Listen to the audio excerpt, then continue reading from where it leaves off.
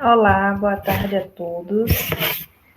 Vamos lá dar início à correção à atividade de hoje.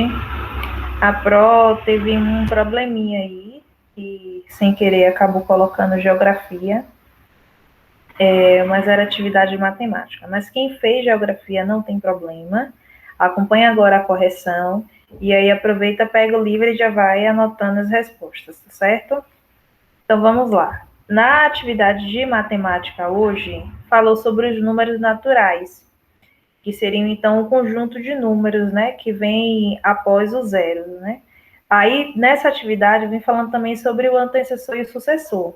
Todo número, no caso, ele vai ter um antecessor, ou seja, o número que vem antes dele, e o número que vem após, né? Só o zero que não tem, nesse caso aí dos números naturais, não tem nenhum número anterior a ele, ok?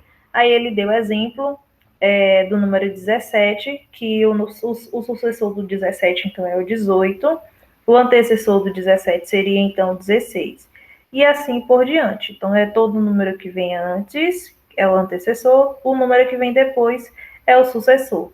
Todo número natural, então, com exceção do zero, tem o antecessor, como a Pro já falou. E todo número natural tem o sucessor, ok? Então, todo número após o zero é, então, um número natural. A inatividade está pedindo, né? Complete a sucessão de números naturais de cada item.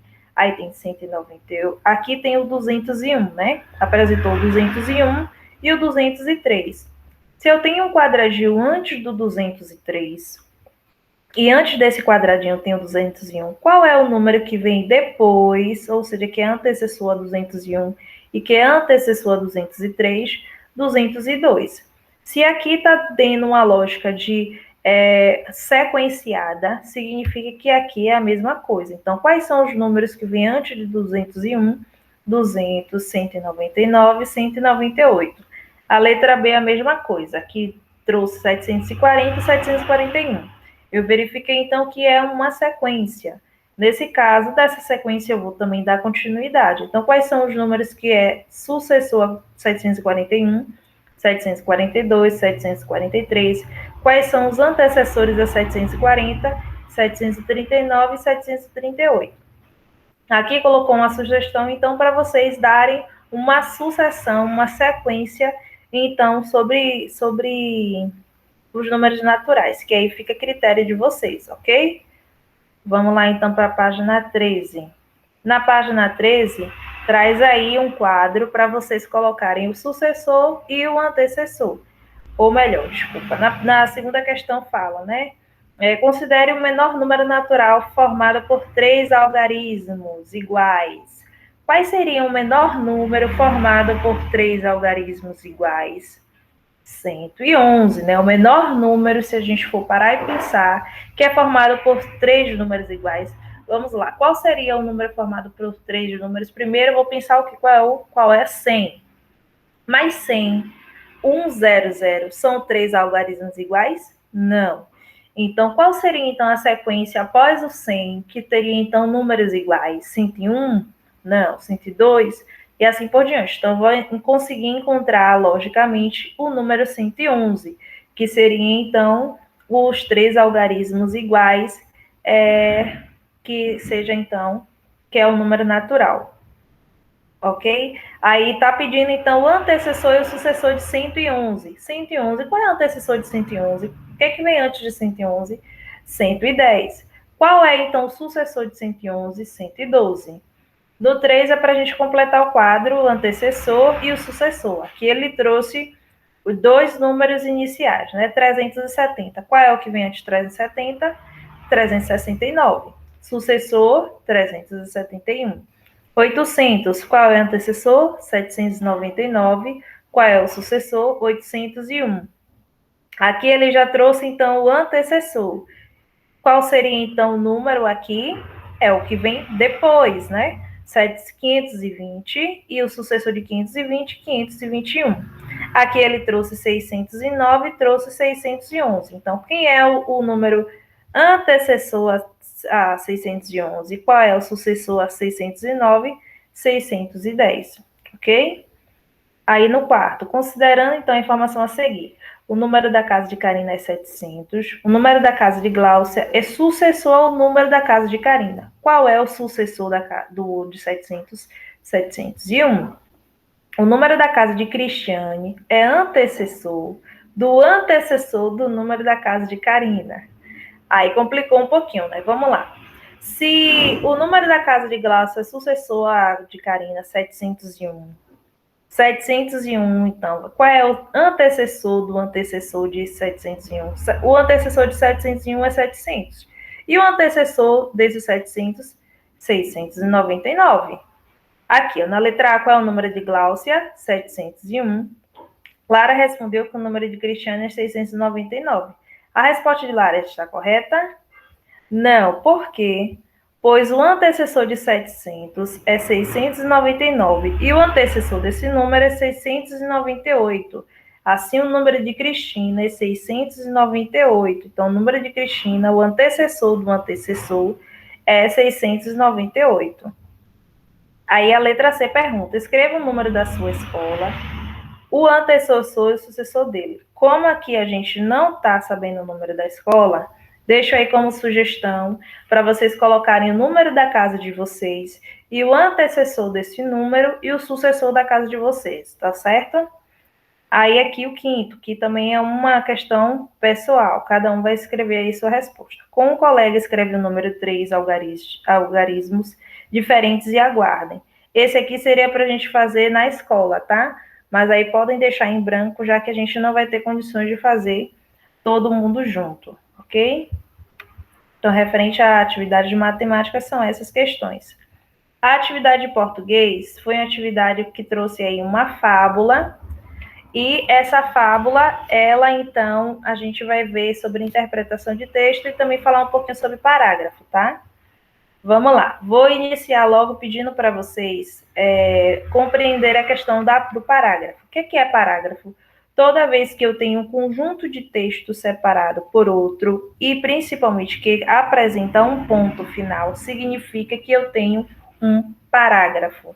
Então, nesse caso, vocês vão pegar o livro de português, vai colocar essa mesma chavezinha que tem aqui, tá vendo? Para identificar que aqui é o primeiro parágrafo. Já aqui, deu espaçozinho, tá vendo? Teve o ponto final, ou pode ser também uma interrogação, só não pode ser vírgula, ou então dois pontos. Se for ponto final, interrogação, exclamação, significa que teve um espaço. E principalmente a gente consegue identificar o parágrafo por conta desse espaçozinho aqui, tá?